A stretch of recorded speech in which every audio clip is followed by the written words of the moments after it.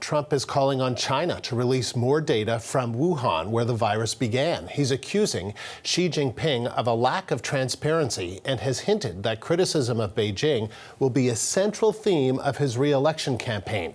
The CBC's Alexander Panetta joins me now live from Washington with more on all of this. Alex, good to see you. So how is this pandemic affecting relations between the U.S. and China? What you have essentially is the formation of a perfect storm. Let's unpack the elements of this storm. The United States and China, over a period of several years now, have seen the relationship deteriorate somewhat.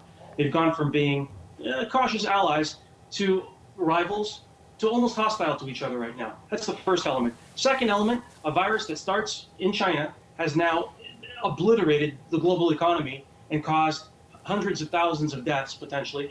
And so what you're getting now is the third element, which is now in the United States, you have an election year. And Donald Trump is actually the only G7 leader facing re-election this year. And, he's been criticized a little bit for an uneven performance in this crisis. He's had different messages at different times.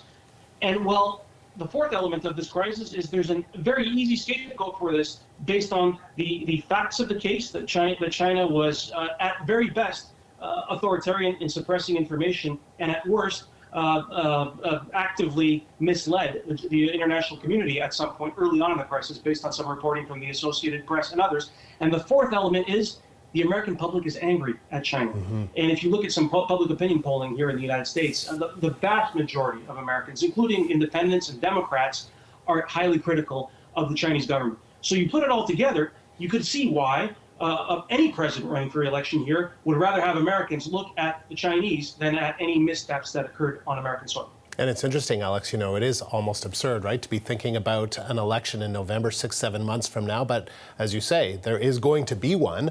How do you think this situation is impacting Donald Trump's chances for re-election?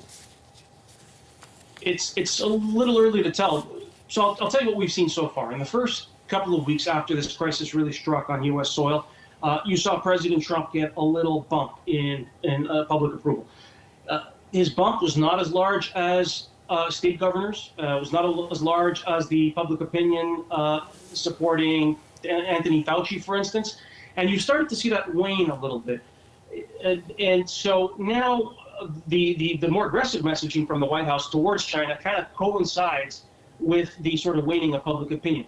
What you do see from head-to-head national polls between Trump and Biden is that Biden, I think on the Real Clear Politics website, has won 24 of the last 25 head-to-head matchups. Those are national polls. Mm-hmm. It's probably a little murkier now at the state level, and it really does count at the state level. So that's a long way of saying it's still very unclear, but Trump faces some political headwinds. Let's talk a little bit about how the pandemic is having an impact on Canada's relationship with China, because, you talk about Canada has sort of been caught between some very challenging moments in terms of the U.S.-China relationship and then being caught in the middle of all that. It defies reason to assume that two superpowers could collide and that the next door neighbor of one of those superpowers would not feel the tremors.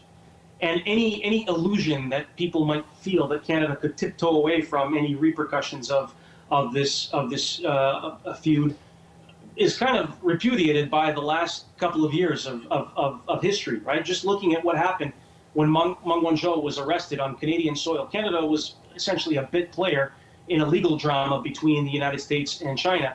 And while we were a supporting actor in this legal drama, Canada's economy was hit. Canadians are in prison in China. And that's just one example.